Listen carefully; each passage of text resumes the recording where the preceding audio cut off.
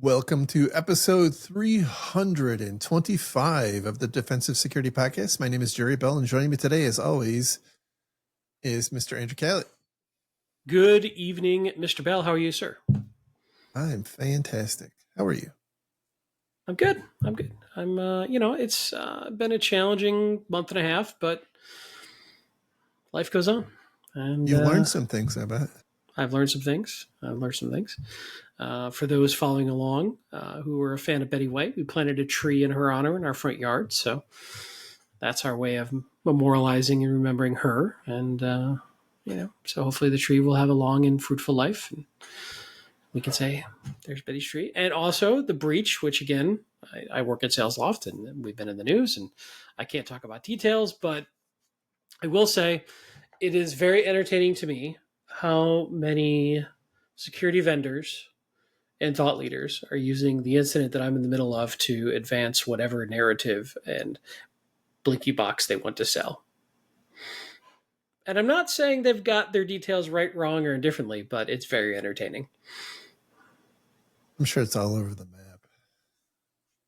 Yeah. But, thought leaders are going to thought lead, right? That's what we're kind of guilty of that ourselves. So yeah. It's just very funny how, because I keep an eye on these things and I have all these searches set up and I just see our name popping up all the time next to, Sales Loft breach teaches XYZ. Here's how my product would have stopped that. I'm like, I don't know. Given what I know is out there public, I know that there's lots of big gaps in what's currently public of the narrative. And so I'm like, how can you say that? With this, like, how, okay. I'm not going to call anybody out because I don't want to get sued, but it is just amazing. Filled in some details, took some liberties. Yeah. I mean, they might be right. They might be wrong, but there's just, anyway, I shouldn't even be talking about this. It's just entertaining how watching the industry do its thing. I don't envy you. That's why I'm unemployed. You went through it countless times at your last gig. So everything I'm going through, you went through 100 times. I did. So I don't have any hair. So right. Mine is thinning rapidly. But otherwise, for those of you who have never been through it, it's really hard to express how stressful it is. It's just so taxing. But it is super enlightening. Like, it shows you why what we do matters so viscerally. And, when you're having those conversations with your partners in the organization and they're pushing back on some requirement you're asking for or some recommendation you have, and is it really that big a deal? Does it really matter? Now, going through something like this, you can see why it does matter or why it doesn't matter, as the case may be, and what to do. And there's, yes. That is Sir Cruzan. Cruzan, who I met briefly a couple of weeks ago. He's a cool kitty. Yeah. My wife volunteers at a cat shelter, and she's already sending me pictures of adorable kitties that might come home in her pocket. I don't know how my remaining 2 kitties will feel about that, but though I have Cruzan, we don't have any. My wife and I don't have any cats. Cruzan is my son's cat, and Noki is his brother, and so they are living with us. But someday they'll move out, and that will be very sad because they're like family. Anyhow, lots of kitties. Lots of kitties need a good home. Lots of kitties, and they're awesome. They're just great. So, and that's not the toxoplasmosis talking, I promise. Fair enough. So, what I was going to say is, I really think that a breach scenario like this underscores something that I think a lot of us struggle with in the industry, which is that too many people look at auditors whether it's internal auditors or compliance auditors, certification auditors, as the adversary they're trying to defend against. And it isn't until you experience something like this that you really have a deep appreciation for what you're actually doing and why. So anyway, moving on. I do want to say a special thank you to our Patreon sponsors. Thank you very much. A reminder, if you do want to become a Patreon sponsor, you'll get our episodes a week before everybody else. That is so far the one big benefit we've been able to give our donors. And so just a really heartfelt, sincere thank you to all of you. Really appreciate that. You can find our Patreon page. It's patreon.com/defensivesec. And it's SEC, not the other word. So get your mind out of the gutter. Also, thank you very much to everybody who has. Oh, go ahead. Go that one might get more donations. I don't know. We should maybe open that one up too. I should go register that. Yes. Sorry. Anyway, thank you to everybody who has followed our YouTube page, and which is a subtle way of saying we have a YouTube page, and we would love for you to follow it because we are also trying to figure out ways to monetize it there as well. While Patreon is awesome, we I don't want to work forever, so I'm hoping to become a Joe Rogan security trillionaire. So there you go. It's all going to be done through YouTube. We are 0.0001% of the way there. We're on our way. It all starts with the first step. It is funny how many marketing emails we get about, YouTube and, and they're like, hey, you've already made your first 50 shows. That's what, 90% of people came. I'm like, we're at 325. What algorithm are you looking at, buddy? But it's so funny how they're like, and we have your probably one of them even sent a video like, here's what's wrong with your YouTube page. I'm like, I think it's okay. What's wrong with our YouTube page is us, you and I, sir. We are not. Well, that's true. Attractive individuals. That's the problem. And I'm sorry for that. But the first two rules of being an influencer. Be attractive, don't be unattractive. That's why we put out an audio-only version. Anyway. Hey, the thoughts and opinions we express are ours and not our employers. I do want to say that it's probably not an accident that there are approximately 200 times more people who listen to the audio version than watch the video. So wise people. I don't think that's a coincidence. Anyway, let's get into our stories because we have bored people to tears already. So first one comes from the Register, and this one is titled, "One line of malicious NPM code led to massive Postmark email heist," which I feel like that title is taking some liberties maybe because they don't really know exactly how many emails were stolen. But anyway, Postmark is a company who, as one might guess based on their name, they provide mail delivery services, and they have a MCP, a Model Context Protocol capability and code that interfaces with their service available on GitHub. But some enterprising bad guy created a clone of that with a very similar name and posted it to the NPM repository with a very, very slight change. That change was that it BCC'd an email address that the adversary or the attacker, bad guy, whatever, controlled. And so anybody who used this particular package, which otherwise looked and acted like a legitimate copy of what you would expect, and whatever. Interestingly enough, the bad actor had 15 versions over time that were not malicious.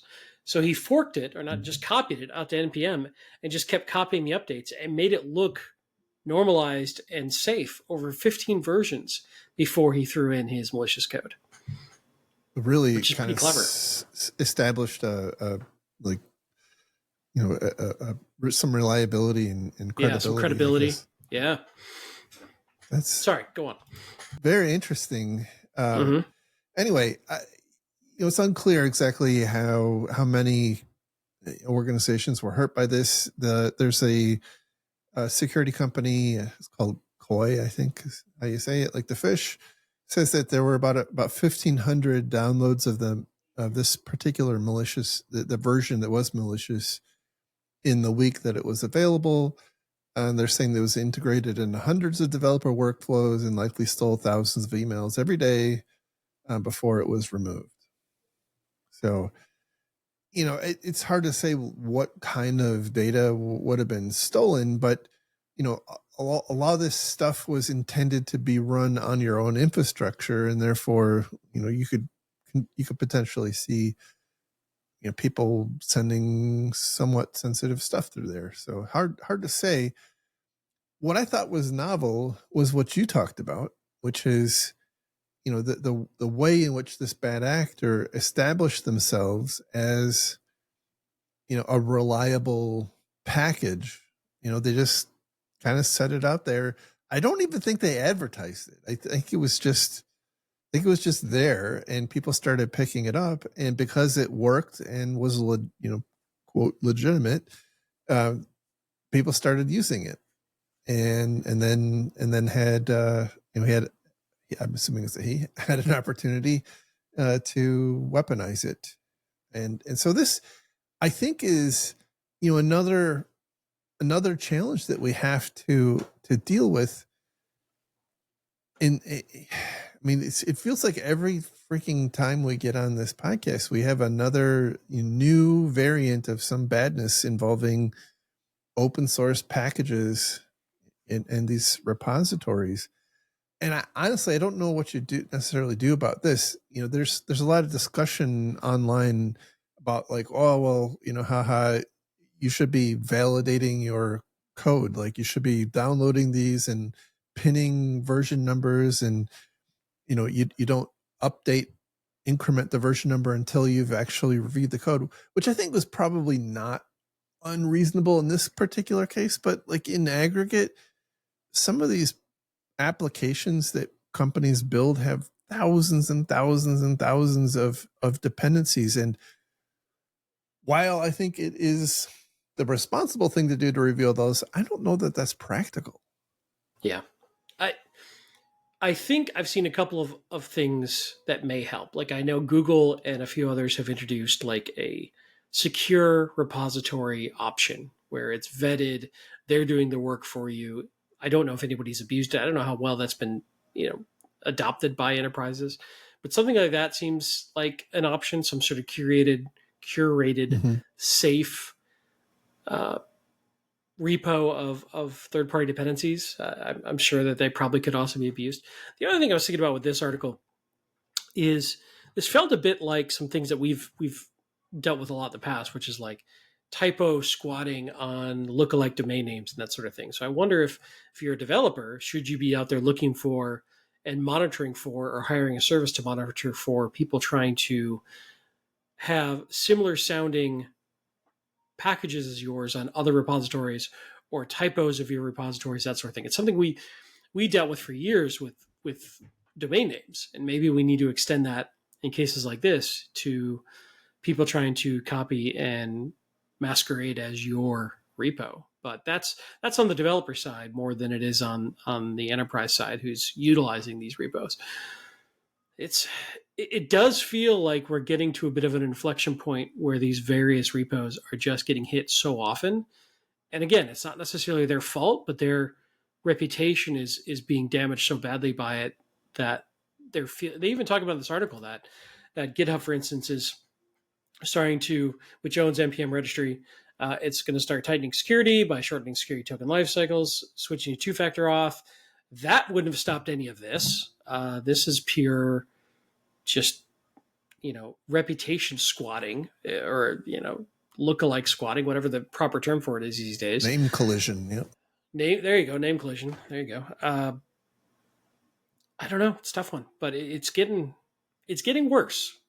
And I wonder if we're getting to a point where we're going to have to take more. If these repos are going to have to take more aggressive action to protect their ecosystem. Yeah, the only thing I could come up with, and I don't even know how you would feasibly implement this, would be some sort of a lot of social media sites you can verify your identity, right? And so it's not out of the realm of reality to think that NPM and GitHub and the other repos might have a similar kind of concept where you can say, well, I am the only authoritative source of postmark repositories. I don't know how reasonable that is. That's an interesting concept. I think it's absolutely a good idea and worth pursuing, but I also wonder if it will run afoul of the free and open source software ethos and mindset for certain folks. But, if let's say you offered it and certain developers chose to use it, certain didn't, and it's an enterprise, you could make a risk decision. Do I want to use this as a reputational marker and focus on only adopting packages from verified owners? Again, there are other ways with social engineering that we've seen that could go around that, and developer accounts have been attacked, but it's one more bar that could potentially make it harder for this particular type of attack to succeed. It's just it's getting tricky to trust this stuff. And some would argue, hey, if you're an enterprise and there's definitely this mindset. If you're an enterprise out there building your applications on these third-party packages and you're not contributing back, and you get what you deserve, that kind of mindset I don't think is helpful, but it's certainly out there. Yeah, and not every malicious change is the same, right? And so one of the things I'm concerned about is we've spent collectively in the industry a lot of time and effort on building secure pipelines, and we have code. We've got SNCC, and we've got all kinds of crazy code analysis engines. But I don't have any idea if this was caught, but I'm gonna guess adding adding code to CC an email address is probably not going to be perceived by most of those as malicious. Yeah, so, I would agree. I mean, maybe they will now. But. I mean, I guess you could possibly pick it up in some sort of monitoring of email flow, but boy, that's a tough one. That's a tough one. Anyway, it's just a novel attack. Thought it was worth discussing. Another thing to worry about for your development team. All right, the next story comes from Bleeping Computer, and the title here is Oracle patches EBS 0-day exploited in CLOP data theft attacks. And wow, this one has been a wild ride. I started following this saga. I think it was like 10 days ago, maybe a little less than 10 days ago, when CLOP, started contacting, companies saying, hey, like we owned your Oracle eBusiness, your Oracle Financials application, and pay us money. And Oracle at the time basically said, nuh-uh. And then they came back and said, well, okay, it's real, but it's leveraging vulnerabilities that we fixed in July. And then the latest news, which happened over this past weekend, so 2 days ago, day or two ago, they said, no, actually there is a 0-day. Here's a new patch. So yeah. And by the way, it has been a long time, I feel like, since we've had a good ERP vulnerability of this magnitude. Like this is, Yeah. complete unauthenticated remote code execution. It's like as bad as it gets. On the other hand, I'm like, I have to ask the question, like, why do you have any aspect of your Oracle e-business suite exposed to the internet? Like, that just feels like Same reason I've got my, perimeter firewalls and VPN concentrator management interface exposed to the internet, Jerry. Zero trust. They zero said it was trust. okay. That's right. That's right. Zero trust. Everything wants to be open. Look, I need to get to it from. Requires authentication. What more can you ask for? That's fine. true. It's fine. Look, it's fine. Zero trust. Box checked. What? Auditors. So, by the way, in Oracle, by the way, still has not. They released a patch, but they still have not officially tied the prior ransom notices to the vulnerability that this patch fixed. So that's still, they're still playing a little coy with that. This article actually has a copy of the email that was sent. So there was one quote in here that I thought just made the whole day, made my whole day when I read it. This is a quote from Klopp. It's a quote from the Klopp gang. Quote, soon all will become obvious that Oracle bugged up their core product, and once again the task is on Klopp to save the day. They're helping. They're just helping. They're just doing AppSec work for you. They're just unauthorized AppSec engineers or undocumented AppSec engineers. Felt very Uber-ish to me. Yes. Look, nobody got time for a proper vulnerability disclosure program. So obviously, if you're using e-business, Oracle e-business, you gotta get on the patch. But I also would say you probably have bigger problems. And I go back to one of the challenges I've had, because I have had the unfortunate experience of running this wonderful package before. And, they point out in here that before you can apply the fix for the vulnerability, you got to apply this fix pack from 2023. And my experience was, nobody uses the stock Oracle financials or Oracle Business Suite. Like when you buy it and you have every intention of using it kind of straight out of the box, but you've already spent millions of dollars on it, and you find out the processes are just incompatible with your business, or the salespeople just hold too much power, or what have you. Mm-hmm. And you've got, you have no choice but to customize it. Well, once you start customizing it, you end up kind of locked in. And that has long been one of my major concerns with these big enterprise applications, is that they do tend to get customized. And once they're customized, a lot of times without a huge amount of investment, you're stuck. Like you're stuck on a particular version. So I don't know, maybe in the past 10 years since my last experience, Oracle's gotten way better, but like this, I didn't have a great experience. So anyway, don't expose that crap to the internet. One thing I found really interesting was deep in the article, they talk about maybe some drama going on between different hacking groups. So some of the stuff that got released, one of which goes into a couple Python scripts that are in there. And these Python scripts are used to exploit a vulnerable e-business suite, either execute an arbitrary command or open a reverse shell. The IOC shared by Oracle lists the name of the exploit archive shared by scattered lapsus hunters, but it was used by the Klopp gang, right? They're different groups. So they think scattered lapsus hunters originally wrote this exploit. That's kind of what they're insinuating.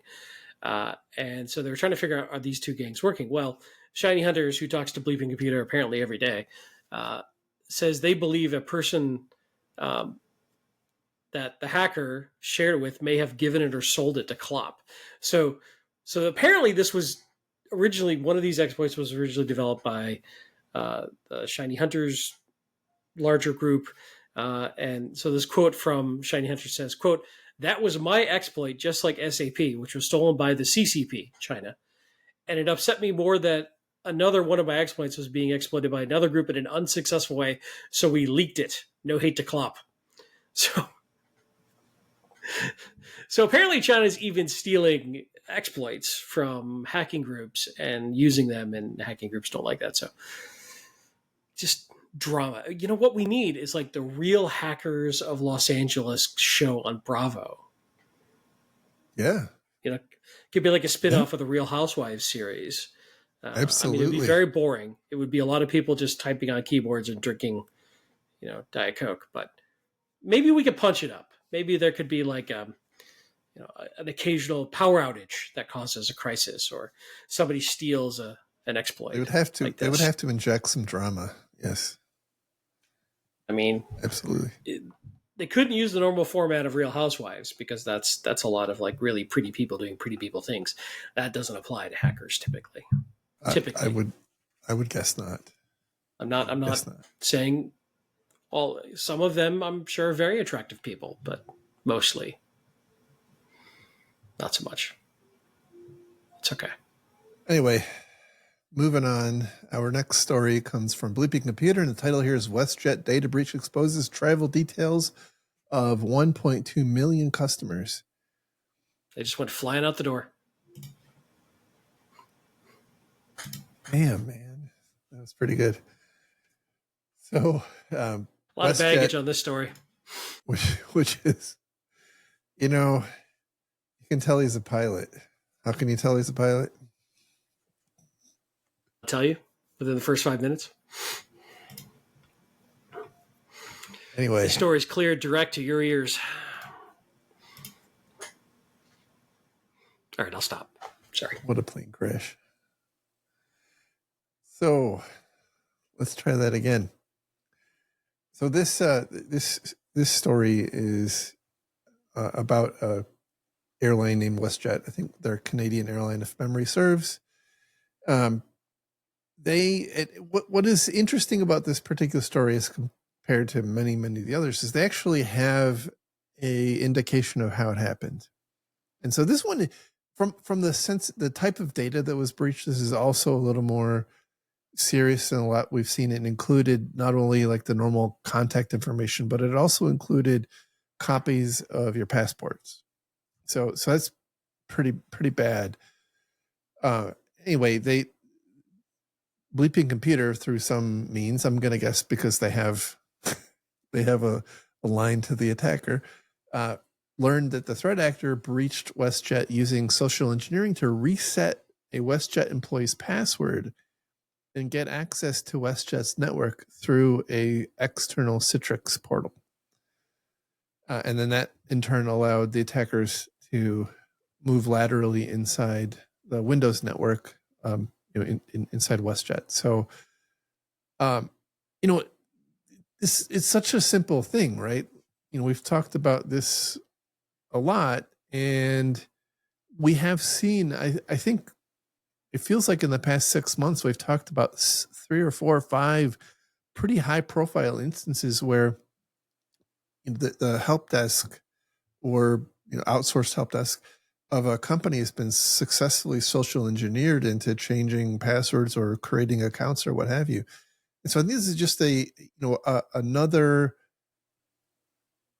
reminder that, like, once again, the basics are super important here, right? Like this isn't something that your EDR or your network, your anomaly detection baloney is going to catch. Like, this is somebody is going to be coming in using a legitimate account. Now, perhaps you might notice that the origin is different than, the login origin is different than what this person normally connects from. But, that can even be mitigated by using proxies. So you might not get the same, like you might not land in the same place, but like I have Proton VPN. I can set my endpoint to be like in hundreds of different cities across the world. And so that's not a complicated thing for, an attacker to make make look like they're coming from an IP address in Montreal or whatever. Right. Yeah. Again, it's the basics. You know what's interesting? At least I think so. One of my vendors that I work with has forced. It's a SaaS vendor, it's a security tool. They are forcing you to adopt some sort of multi-factor login with a lot more controls around the login. They are getting rid of any sort of single factor login, and they're like, you don't have a choice. You have until this date to migrate. So either use your own SSO provider, enable one of these MFA options, set up, these controls, or you're going to be locked out. So I kind of applaud them for that. And I wonder if more vendors might have to go down that route. It's just, sorry, I know we don't know for a fact that this is a single factor login, but it certainly wasn't phishing resistant. No, I mean, they could have also somehow fooled the help desk into providing a temporary sure two-factor. Yeah. It's hard to say exactly what happened, right. But nonetheless, I wonder, social engineering.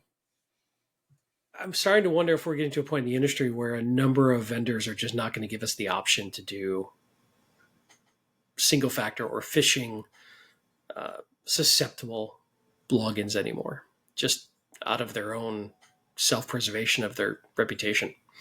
I think they're going to have to. I think it's coming. It's just a matter of like what it takes to get everybody there. Yeah. Which sucks, right? I don't want anybody to be forced to do anything. But so many companies just don't do this. And yeah, I don't know. There's a thought I'm not articulating well, but I don't like forcing companies to have to do certain things. It's like there was always this debate of if you know somebody's vulnerable and there's a widespread attack going on, is it ethically appropriate to hack into them and patch them against their will to save other people? It's like, I always have struggles with that, but this feels like that's sort of like, hey, we're going to take away insecure options because you can't be trusted. But maybe we're getting there. Well, I mean, if you have a relationship, like you're a vendor or they're a customer, you have some stake in it, right? So it's not like it's not entirely like you're just trying to impose your will on them. Like you're doing it for self-preservation in some regards. So it's true. I think it's, this was something that we went through at the cloud. Like, it's a pain in the ass. Onboarding customers is a big priority, and everything you do to make that more complicated, to log in, adds friction to the process, and that is unpopular. But on the other hand, it's also true, as we've seen damn near everywhere. People are running these password stuffing attacks, and then you end up with customer accounts getting compromised and running up, $10,000, $20,000, $30,000 bills. And, at what point do you say, well, you know what, enough? Everybody's got to use two-factor. It's just the way it is. And so I think that's what we're going to see more of, because it's not being paternalistic for being paternalistic sake. I think it's just a matter of of maintaining a reputation. Yeah, it goes back to the same thing we were talking about, kind of like with the package repos. Yeah, exactly. And Salesforce right now. Salesforce is getting hit, and we've got some articles talking about that. And obviously, I'm in the middle of one of those situations that I can't talk to details of, but Salesforce is just getting their reputation trashed very badly by all these hacks that aren't necessarily hacks against them, but their data is being impacted and they're getting drug in the middle of it, and they're suffering reputational damage as a result. and now potentially lawsuits. So we'll get to that. Carry on. All right. Next story comes from Cybersecurity Dive, and the title here is "Many Material Cybersecurity Breaches Go Unreported," and that's according to this company called Viking Cloud, who I've never heard of before. But hey, I'm never one to ignore something novel like this. I've never seen any data about this, but so you're saying clickbait works on Jerry? It does. It really does. So one of the highlights in the report is that nearly half, or 48%, of cybersecurity leaders, which they define as director level or above, did not report a material cybersecurity incident to their executive leadership or board in the past year. And they're implying did not report when they should have, not just didn't report because one didn't happen. When they should have, right. Yeah. That's a good call out. Because it's oddly worded. I read that a few times. What? So, yes. Yeah. So, and I don't know if that's like 48% of leaders who had a breach or 48% of everybody they surveyed, which was a small survey. I think it was 200 people. So it's not like some expansive thing, but I can kind of understand this. Like we've seen this materialize itself in the past, to a certain extent. The Uber case was this. I mean, there were other factors in the Uber case, but I think I'm drawing a blank. I know there were a few others, and it's this sort of thing, by the way, that is one of the, at least here in the U.S., is one of the biggest problems that you'll run into in terms of personal liability.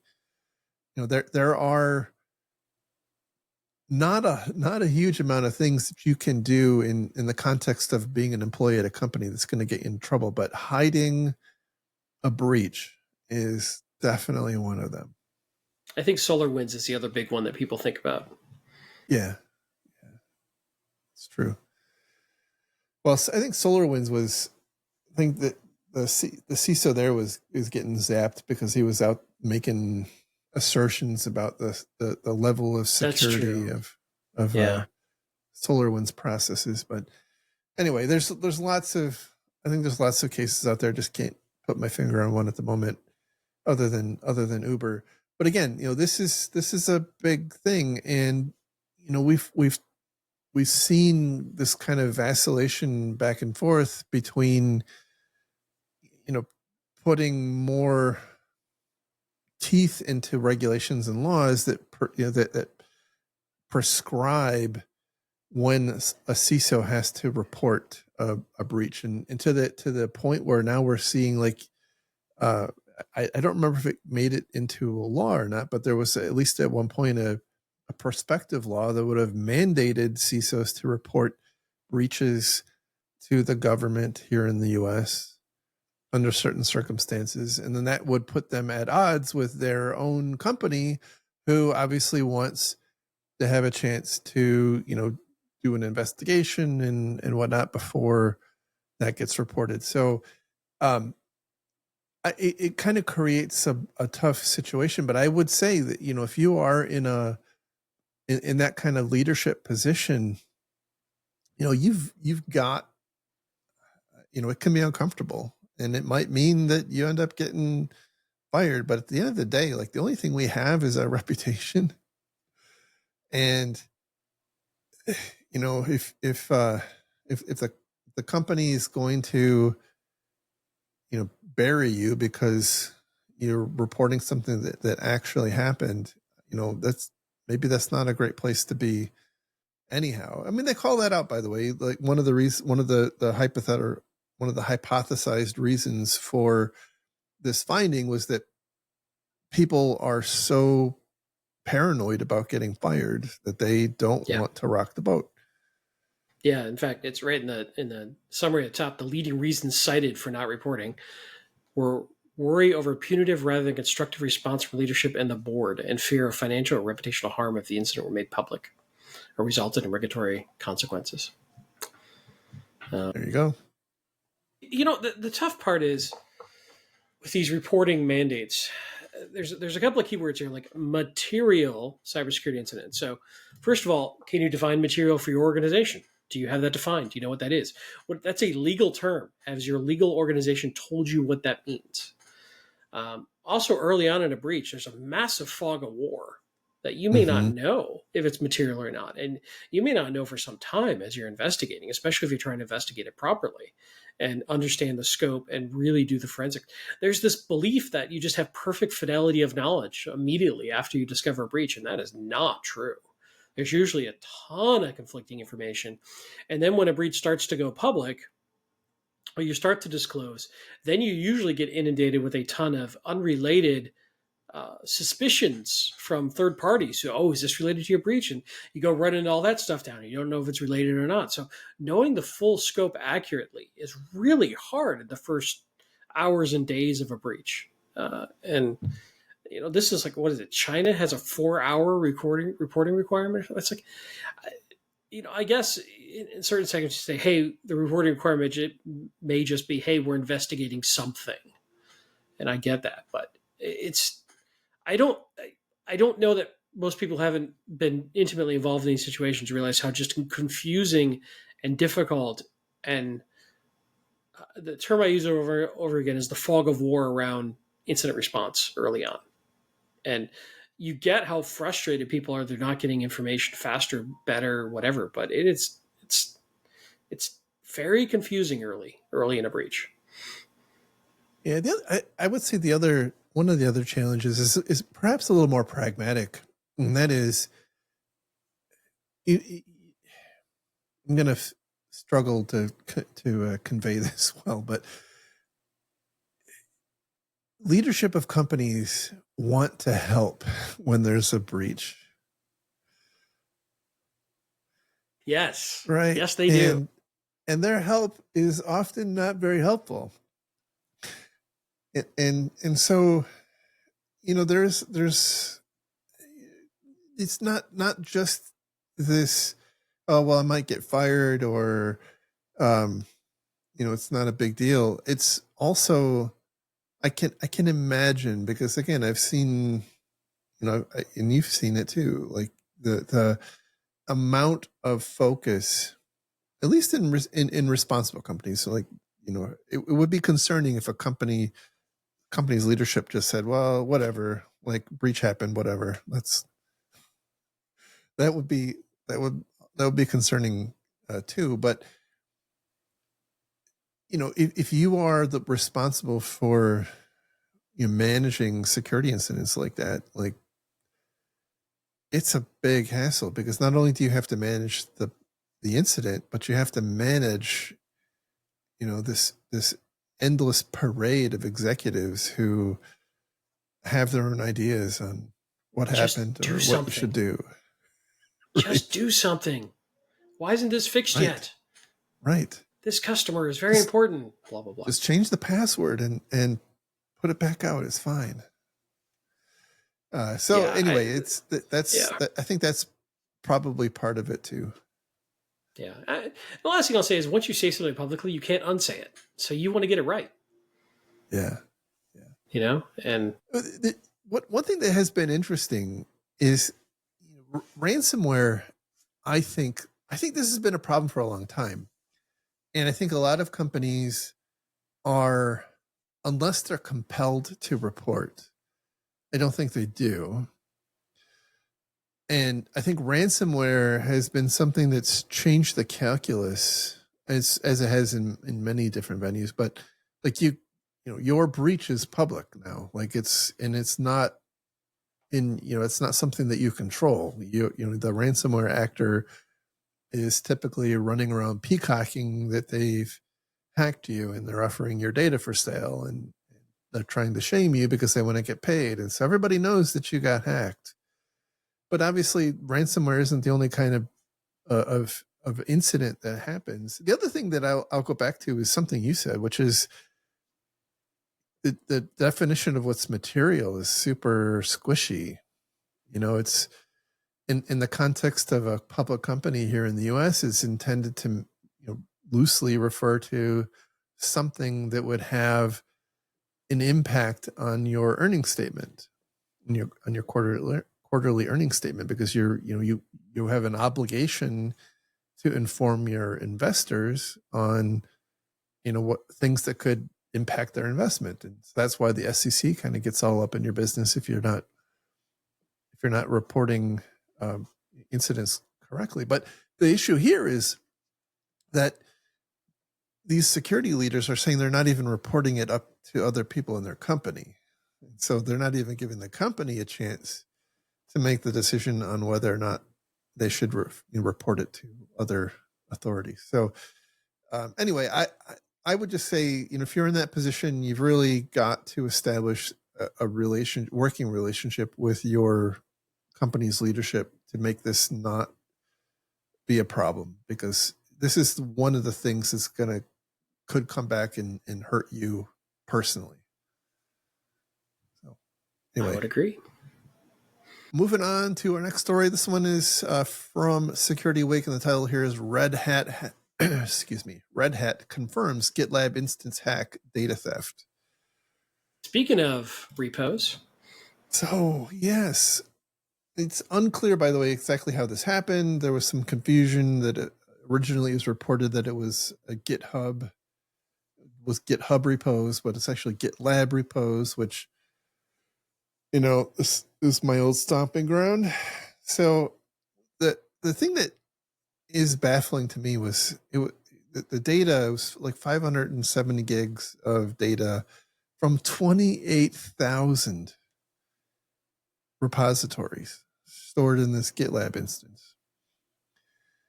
And I struggled when I was in that role. I wasn't part of Red Hat, but was in Big Blue. Like, we had a lot of repos, right? But nowhere near 28,000. Well, this was their consulting group too. So what? Right. It makes me think. Yeah, go ahead. I guess my where I was going was that the logistics and the potential for things going wrong when you're managing that many repositories is pretty big. And that was what I wanted to say about that. I'm imagining they're like, for every consulting project they do, maybe they create 10 repos or whatever, and that's just how they organize and store things, and then it just becomes this big mess. And I'll bet you money they also were doing this kind of on their own without any sort of other security oversight or IT oversight, as the consulting group out, they're revenue generating, so they need their own tooling to go do what they need to do. Why would they wait for the business to provide them a tool when they can go invent one on their own? I have by the way, I have no idea if that's what happened or not, but it's no, me either. But not hard to think. I've seen it before. This is something that can start as shadow IT and become a whole data disclosure nightmare in this circumstance. Yes. Very easily. And, I have no idea if that's what happened here, but I've seen this thing play out exactly like that other places. And they're like, wait, you're doing what? Well, we needed to go do something. So we just, we went and found GitLab to do this. And we've been doing it like this for 4 years and it works for us. Okay, but what? Surprise. Yeah. And that happens all the time. So especially if you're revenue generating like consulting, those leaders have a lot of authority to just go do their own thing and their own budgets, and are not held very accountable to this if they're making their numbers. So this is where shadow IT and shadow SaaS and shadow AI can really bite a company if you're not careful.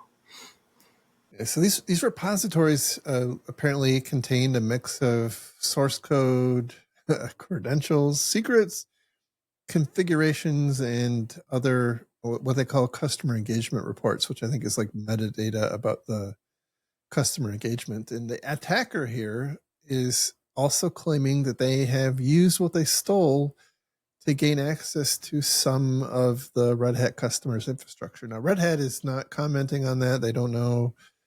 The other thing that was it's not stated in this article, because there's been like 30 articles I've seen written about this one. I tried to pick the best one, but another one indicated that the attacker here actually apparently tried to ransom, like they tried to send a ransom to Red Hat, but the place they sent it to, they just got a stock automated email response, and they never got contacted.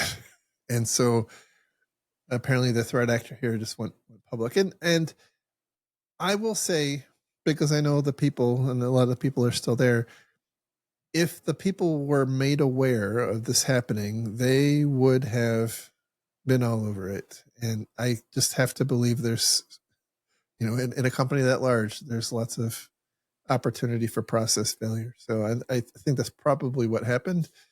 I will also hypothesize, because that's what thought leaders do, that GitLab has had a whole bunch of really serious vulnerabilities recently. And again, I'm talking at my rear end here. I don't have any idea if this is what happened, but that was something that I was always concerned about, because GitLab is kind of a complicated thing to host.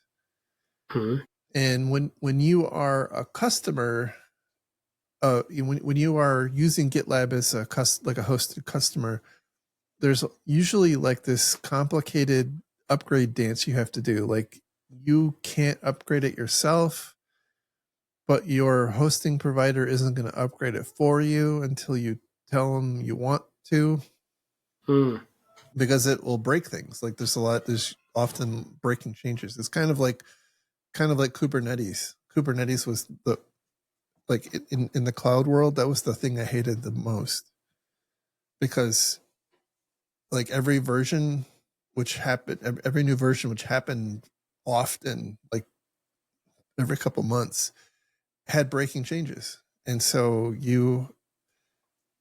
it was like the process to upgrade required your customers to make changes in their infrastructure and then coordinate the upgrade with you. And it was a titanic pain in the ass. Yeah, which means people just don't upgrade. Right. And so it was always a fight, because like, you don't want to run and be responsible for stuff that's old and vulnerable. But on the other hand, if you upgrade it, they're going to be broken. So it's a mess. Anyway, I don't know if that's what happened, but there has been a bunch of really serious GitLab vulnerabilities recently. It's not hard to think that somehow, some way, a GitLab instance in a company that size may have been overlooked. I don't know, but there's no better explanation on what happened so far. Anyway, I would just go back to saying, like, this is one thing that I have observed. I'm not going to say where. You can draw your own conclusions. Like, your repos don't need to be public. Like, they don't, I mean, by public, I mean like accessible from the internet. Like, they don't need to be accessible from the internet. Like, I understand that it can be convenient, right? I understand that you're just an old fuddy-duddy Luddite who just doesn't understand. I know, zero trust, right? I get it. But I God damn it. Why do people think zero trust helps when you've got breaking vulnerabilities like this? And because authentication authorization code is perfect. It never has a problem. There's never any authentication bypasses or remote code execution vulnerabilities. Look, you've wanted me to put a password on it. I put a password on it. Stop bothering me.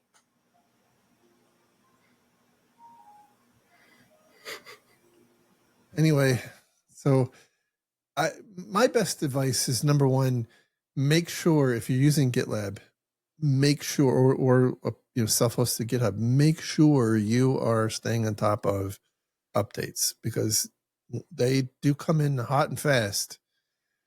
And then also, if you have the opportunity to, don't expose it to the internet. Like, You know what else comes in hot and fast? I can't imagine what you're going to say. And cats. They do. They do. I almost got a video of Noki fighting with my dog yesterday. That was What did you think I was going to say? I would never disparage such a lovely woman. clutch your pearls. All right, the next story comes from Security Week, and the title here is "Hackers Extorting Salesforce After Stealing Data from Dozens of Customers." So there's usual caveat. I have to be careful about what I say here, but this story just keeps getting more interesting. Yeah, so I'm in the middle of some of this. Sorry. So you know, the Fozzie Bear Lapsus Scattered Shiny Hunters, or whatever they're called this week, has issued, I think it's 39, if I'm not mistaken, that they've sent ransom notes to 39 entities that have had their data stolen through one of the recent Salesforce breach campaigns. Not necessarily yours, by the way, because there's been a bunch. And you know, there's been like a billion records have been stolen. But they've also, by the way, levied a ransom on Salesforce directly, and they are saying to Salesforce, if you Salesforce can pay a ransom, and it'll go away for everybody. So they put up a website with 39 organizations that they're targeting right now with bits of data. And they're saying, they're going to post more if somebody doesn't pay them. Right. So each individual company can pay to keep their own data private, or Salesforce can pay, I assume, a much larger fee and keep all of the data private. Now, there was a tangent that I saw just before we recorded this, and I sent it to you. I didn't put it in the show, but recall PowerSchool. So PowerSchool got hacked by this same actor a while ago, and I think it was a Snowflake breach, if I'm not mistaken. I don't. They're all kind of blending together. But anyway, PowerSchool paid the ransom, and one of the stipulations in that ransom payment was that they would never get any of their data exposed ever. And so apparently PowerSchool is one of the companies that is impacted by this. And initially they were, this group was going to release PowerSchool's data, and PowerSchool apparently contacted them and said, "Hey, I thought we had a deal." And they said, "Oh, you're right. You know what? We're going to make it up to you." And they're going to refund some of the payment for screwing up. So, which, hey, that's good customer service all around. That's good customer service. Like, it just tells you always keep your receipt. Right. And contracts are important. It's kind of like a frequent customer punch card. Like every fifth ransom is free. But in this case, no. All of it, one and done. So the other go ahead. So I don't know if you're going to say this, but so they put this up. This is allegedly what they've gotten through their social engineering campaigns against Salesforce. And they're saying this isn't what they got through Drift, SalesLoft, OAuth tokens. So they're saying they're going to put up another site on October 10th with those victims. But if the victims are in both sets of data, they only have to pay for one of them, which will cover both potential exposures, I guess. Or Salesforce can pay and make it all go away, apparently. So says the media. Everything I'm saying is in the media. I'm just reporting the news. Nothing confidential. Please don't sue me.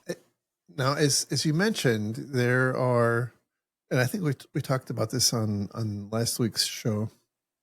There are already lawsuits headed towards Salesforce about a string of breaches. Right, there's been quite a few this year, and one of the statements of this threat actor here says that they will collaborate with plaintiffs in their lawsuits against Salesforce That's unless wild to me. unless Salesforce agrees to pay the threat actor directly.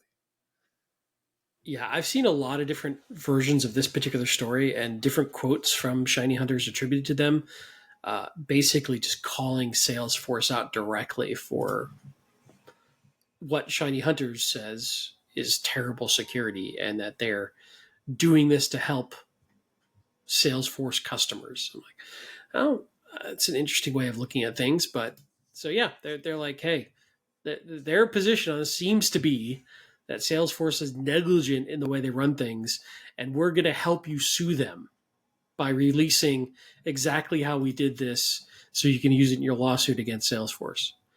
Which I don't know that we've seen a threat actor make this offer before. I can't. I don't recall seeing anything like that. So this is like the quadruple extortion, right? Well, then can they charge a fee as an expert witness? They do like to monetize it, so maybe. Again, I have to be careful what I say because I'm in the middle of this, but wow, is this getting wild? Yeah. So anyway, they're obviously trying to put maximum pressure on Salesforce, right? They're trying. My words, right? My perspective. They are using the threat against each of the individual Salesforce customers as more leverage to make Salesforce more likely to pay. And then they're also saying, oh, and by the way, if you don't pay us, we're going to help your customers in their lawsuits against you. Now, Salesforce's position on this is that it has no indication that its platform might have been hacked, that the group's claims do not appear related to vulnerabilities in its platform. Quote, we are aware of recent extortion attempts by threat actors, which we have investigated in partnership with external experts and authorities. Our findings indicate these attempts relate to past or unsubstantiated incidents, and we remain engaged with affected customers to provide support, Salesforce said. So their position is pound sand. Yeah, I mean it's not unlike what we saw with Microsoft and with Snowflake and others. Microsoft I guess is a bad example. Snowflake in particular, I suppose, they're basically saying like we didn't get hacked. Our systems, like, there was no vulnerability exploited. None of our systems were compromised. It was the behavior of our customers is what caused the problem. But times 1,000, it starts to become, maybe you do have some obligation, and I suppose that's going to be borne out in court. Like I don't know how that's going to play out in court. I have no idea. A year ago I would have said, "Yep, I have a good idea," but today, no idea. It will be interesting. I don't feel it'd be appropriate for me to have any opinion on that publicly at this point, but it's a very new and different tactic from these threat hunters. Hey, if you look at Google does not attribute at the moment the SalesLoft hack to this group. They think it's a different. Well, they're tracking it as a separate group. So who knows? Like these folks are not above lying. It's possible that who knows? So much stuff gets traded back and forth and sold back and forth that it's very possible that they did go buy some different leaks and assemble them and are saying this is some new centralized. The point is, it's tough to know what's real, and these folks are known to lie at times. But if they start releasing very detailed technical information in support of someone's lawsuit, if that actually comes to pass, that will be fascinating to see what they release, if they do release it. Yeah, And if it's accurate, right? absolutely. So the last story is related to this, and I thought it was worth, it's kind of like the dog on the skateboard kind of story. It was related to this. So Qantas Airways, which is based out of Australia, they were one of the victims in one of these hacks, and uh, they've been put on notice that their data is going to be disclosed. So they took a very novel approach to this. They went to the local court system in Australia, and they had the court effectively issue a gag order, which they delivered to the threat actor here, this shiny, whatever, scattered lapses, shiny hunters. I'm sure that they chuckled a lot. Yes. So they delivered this court order that basically prohibits the dissemination of this stolen data, to the public. Is basically like a confidentiality order, and they sent it to the email addresses and contact information of the threat actor that they were given, I suppose, in terms of like coordinating payment. But Qantas is, as we talked about in the last story, one of the 39 that are up for imminent disclosure, and so they've basically said, screw you. Now, it was also very interesting. It's subtle in the story, but the court agreed to keep the identities of the legal counsel representing Qantas private because they're afraid that this threat actor is going to go after those lawyers personally. I thought that was also quite interesting. There's one other interesting aspect, which is that it basically is a gag order on Australian media from reporting anything about this. Ah, interesting. I didn't pick that up. That's very interesting. So the Qantas injunction prevents the stolen data being accessed, viewed, used, transmitted, or published by anyone, including third parties. The affected persons can therefore prevent news organizations and online platforms, for example, from broadcasting material further. So basically, they can then use that if somebody publishes it, they can use that to go and have it taken down. Yeah, so that may be somewhat effective in Australia against their own media, but I mean, how in the world would this even be enforceable against, Russian, Eastern European, Chinese-based threat actors? That's just my assumption. Although, well, I mean, didn't they just arrest somebody in the UK? So they did. Yeah. They did. So anyway. Yeah, by the way, there's been quite a few people that were part of this threat actor who have been arrested. And actually, I don't know for sure, I think that one of the reasons that they've kind of amalgamated from these three separate threat actors into one, which is why the name is so funny. I think it's because they've had quite a few people that were part of the individual groups arrested over the past 2 years or so. So there's, as far as I could tell, there were quite a lot of people involved in the operation, and there's been a non-trivial number arrested. So, but yet they persist. So, nevertheless, they persist. Anyway, that was a very novel approach to trying to get a court order to ensure to demand that your ransomware actor not release the information. We have yet to actually get any court orders issued against us. That's how I know we've made it big, is when somebody issues us a gag order. So there was one other, and it's not part of this. It's a hypothetical that came to mind. What is the possibility that somebody like Qantas or perhaps multiple victims here file a lawsuit to compel Salesforce to pay the ransom. I don't know. I think this would be new territory for the court. I have no idea. But I'm not a lawyer. Yeah. That'd be I fascinating. I think this would be a decade of legal battles. Yeah. Anyway, it'd be very interesting to see. I don't think Salesforce is likely to pay the ransom. They definitely don't seem to think this is their, anything on their, that's their fault.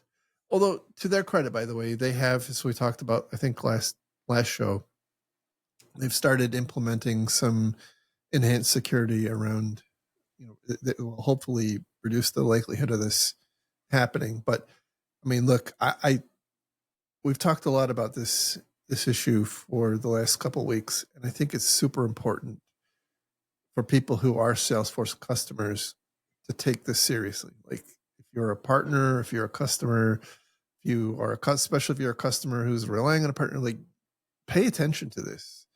There are things that you can do. Go back and look at the notes from episode 324. There's some really good ideas on what you can do to help protect yourself, but like, take this seriously. This is no joke. Indeed. And I would say more, but hopefully in the future. A couple of years, once the statute of limitations expires. Anyway, that is the show for this week. I hope this was interesting, entertaining, probably not informative. Mildly distracting from the ongoing existential dread of society and existence. Any of those is fine. Exactly. Anyway, I certainly appreciate your attention, and another thank you to our Patreon sponsors. Also, a reminder that you can watch our podcast here on YouTube. You just go to YouTube, search for Defensive Security Podcast. We'll also drop a link to it in our show notes. In the meantime, where can people find you on social media if they want to bug you? I am on your amazing Mastodon instance at infosec.exchange and on X with the same handle, Lerg, Lerg. Awesome. And you can find me on infosec.exchange at Jerry. And with that, I bid you adieu, and we'll talk again next week. Thank you. Have a great week. Bye-bye.